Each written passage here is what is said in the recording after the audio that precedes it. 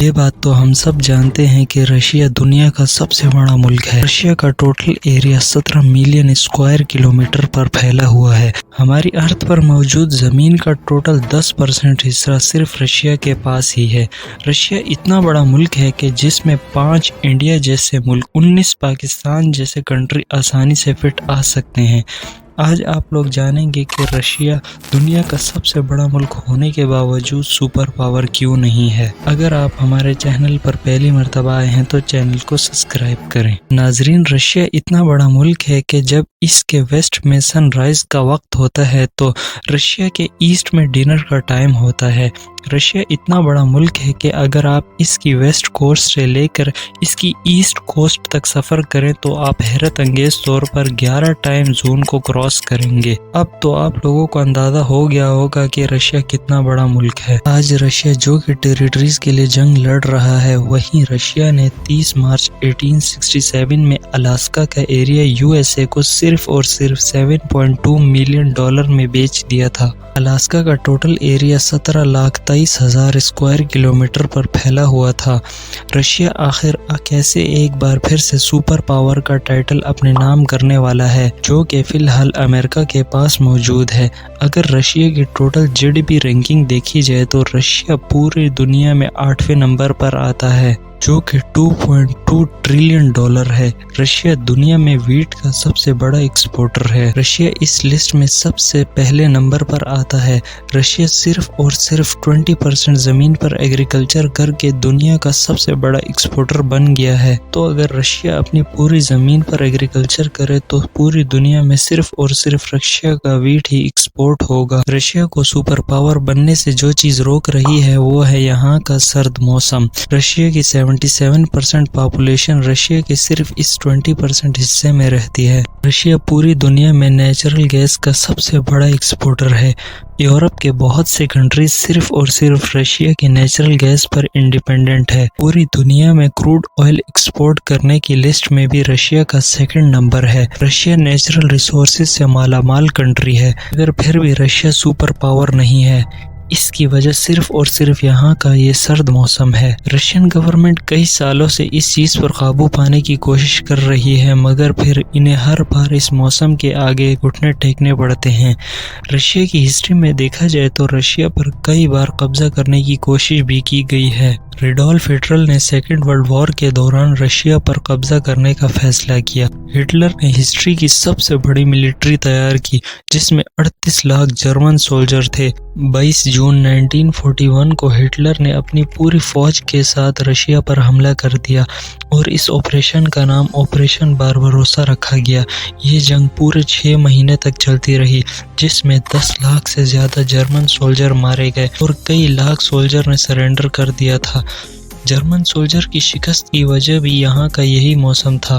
اسی موسم کی وجہ سے جرمن سولجر کو اتنی بری شکست ہوئی تھی اور پھر ایڈولف ہٹلر نے اتنی بری شکست کی وجہ سے سوسائڈ کر لیا تھا۔ سن 1812 میں نیپولین نے 6 لاکھ فرینچ سولجر کے ساتھ رشیا پر حملہ کیا اور یہ جنگ لگاتار 6 مہینوں تک چلتی رہی۔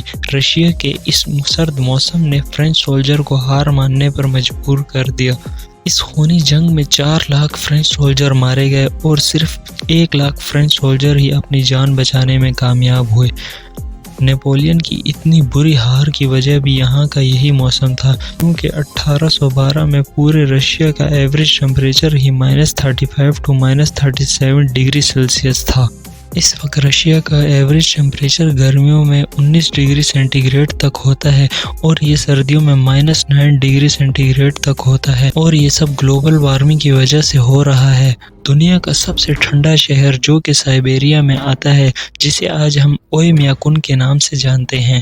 اویمیاکون کا ریکارڈڈ ٹیمپریچر -72 ڈگری تک ریکارڈ کیا گیا ہے اور یہ سردیوں میں تو کم سے کم -50 ڈگری تک ہوتا ہے۔ اب تو آپ لوگ جان گئے ہوں گے کہ جو چیز رشیا کو سپر پاور بننے سے روک رہی ہے وہ ہے یہاں کا یہی ایکسٹریم ویدر۔ امریکہ کے بعد دنیا کی تیسری اور سب سے پاورفل ملٹری رکھنے والے رشیا یہاں بھی صرف اور صرف اپنے سرد موسم کی وجہ سے پیچھے ہے۔ اس کے علاوہ اگر دیکھا جائے تو رشیا کے پاس امریکہ سے بھی زیادہ نیوکلیئر ویپنز موجود ہیں۔ اگر رشیا کو سپر پاور بننا ہے تو رشیا کو ٹریڈ بھی کھل کر کرنی ہوگی۔ رشیا کی کوسٹ لائن دنیا کی چوتھی سب سے لمبی کوسٹ لائن ہے، جس کی ٹوٹل لمبائی 37,653 کلومیٹر ہے، جبکہ امریکہ کی کوسٹ لائن صرف اور صرف 19,000 کلومیٹر ہے۔ فی الوقت رشیا اپنی ٹریڈ صرف اور صرف ان 3 پورٹ سے کرنے پر مجبور ہے۔ پہلا سینٹ پیٹرسبرگ، جو کہ رشیا کے نارتھ ویسٹ میں موجود ہے۔ پورا سال یہاں پر برف ہی برف موجود ہوتی ہے۔ جب پھر گرمیاں آتی ہے تو رشیا اس پورٹ کو ٹریڈ کے لیے استعمال کرتا ہے، مگر ان بحری جہازوں کا ان برف کے سمندروں سے گزرنا بالکل بھی خطرے سے خالی نہیں ہے۔ اور دوسری طرف رشیا کا دوسرا ولاڈیواسٹاک پورٹ ہے، جو کہ رشیا کے ایسٹ میں موجود ہے۔ یہاں پر بھی یہی مسئلہ ہے، پورا سال سمندر پہ پانی پر برف جمی ہوتی ہے، اور پھر گرمیوں میں یہاں اس پورٹ کو بھی ٹریڈ کے لیے استعمال کیا جاتا ہے۔ اس کے بعد آتا ہے رشیا کا نوورسک پورٹ، جو کہ رشیا کے ساؤتھ میں موجود ہے اور بلیک سی پر بنا ہوا ہے۔ یہاں پر برف کا تو کوئی اتنا بڑا مسئلہ نہیں ہے، لیکن یہاں پر رشیا آرام سے ٹریڈ نہیں کر سکتا ہے، کیونکہ رشیا آخر ہے تو سوویت یونین کا ممبر ہی، اور دوسری طرف رشیا کے آس پاس سارے نیٹو کنٹریز موجود ہیں۔ نیٹو امریکہ سمیت کچھ ممالک کے درمیان ایک ایسا اتحاد ہے جو صرف رشیا سے بچنے کے لیے بنایا گیا ہے۔ اگر آسان الفاظ میں سمجھا جائے تو رشیا سے بچنے کے لیے نیٹو کو بنایا گیا تھا، اور اگر رشیا کسی بھی نیٹو کنٹری پر حملہ کرے تو سارے نیٹو کنٹریز مل کر رشیا پر حملہ کریں گے۔ رشیا سوویت یونین کا حصہ ہے۔ نیٹو اور سوویت یونین کولڈ وار کے بعد ہی بنائی گئی تھی۔ کولڈ وار 12 مارچ 1947 سے لے کر 26 دسمبر 1991 کو ختم ہوئی تھی۔ اگر دیکھا جائے تو نیٹو پہلے سے زیادہ پاورفل ہوتا جا رہا ہے اور سوویت یونین ٹوٹتا ہی جا رہا ہے۔ یوکرین بھی سوویت یونین کا حصہ ہے، مگر یوکرین نے کئی مرتبہ نیٹو میں شامل ہونے کی خواہش ظاہر کی ہے، مگر پھر رشیا نے 24 فروری 2022 کو یوکرین پر حملہ کر دیا۔ رشین پریزیڈنٹ ولیڈیمیر پوٹن نے صاف اعلان کر دیا کہ اگر کوئی جنگ کے بیچ میں آیا تو وہ اپنی حال کا خود ذمہ دار ہوگا۔ اگر یوکرین نیٹو کو جوائن کر لیتا تو آج شاید رشیا یوکرین وار ہوتی ہی نہیں۔ رشیا کی اتنی بڑی کوسٹ لائن ہونے کے باوجود رشیا کو ٹریڈ کرنے کے لیے پہلے تو گرمیوں کا انتظار کرنا پڑتا ہے، اور پھر نیٹو کنٹریز سے بچ کر ٹریڈ کرنی پڑتی ہے۔ مگر سائنٹسٹ کا ماننا ہے کہ آنے والے کچھ سالوں میں رشیا دنیا کا سب سے پاورفل اور سب سے سکسیسفل کنٹری بن سکتا ہے۔ اگر صاف الفاظ میں کہا جائے تو رشیا ایک بار پھر سے سپر پاور بن سکتا ہے۔ آپ اس ہیٹ میپ کو دیکھیں، اس میں یہ جو لائٹ گرین کلر کی لائن ہے، یہ جتنے بھی کنٹریز میں ہے ان کا ایوریج ٹیمپریچر 15 to 23 ڈگری کے اندر آتا ہے۔ یہ ٹیمپریچر ہیومن پروڈکٹیوٹی اور بیسٹ انوائرمنٹل ٹیمپریچر مانا جاتا ہے، اور ان میں امریکہ، چائنا، یورپ جیسے کنٹریز آتے ہیں، جو کہ اکثر ہمیں سکسیسفل کنٹری کی لسٹ میں نظر آتے ہیں۔ اور اس کے بعد بڑھتی ہوئی گلوبل وارمنگ کی وجہ سے اوشین کی برف تیزی سے میلٹ ہوتی جا رہی ہے، تو اس کا سب سے بڑا فائدہ صرف اور صرف رشیا کو ہونے والا ہے۔ ایک ایسٹیمیٹ کے مطابق 2080 تک یہ لائن اور بھی اوپر چلی جائے گی، اور پھر باری آئے گی کینیڈا، رشیا اور گرین لینڈ جیسے کنٹریز کی۔ رشیا کی زمین نیچرل ریسورسز سے مالا مال ہے۔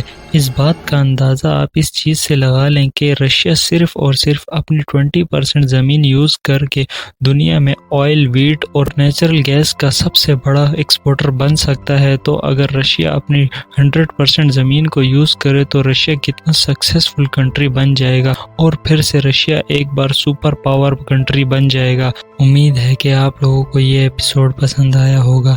اسی طرح کے انٹرسٹنگ ویڈیوز کے لیے چینل کو سبسکرائب کریں۔ ملتے ہیں نیکسٹ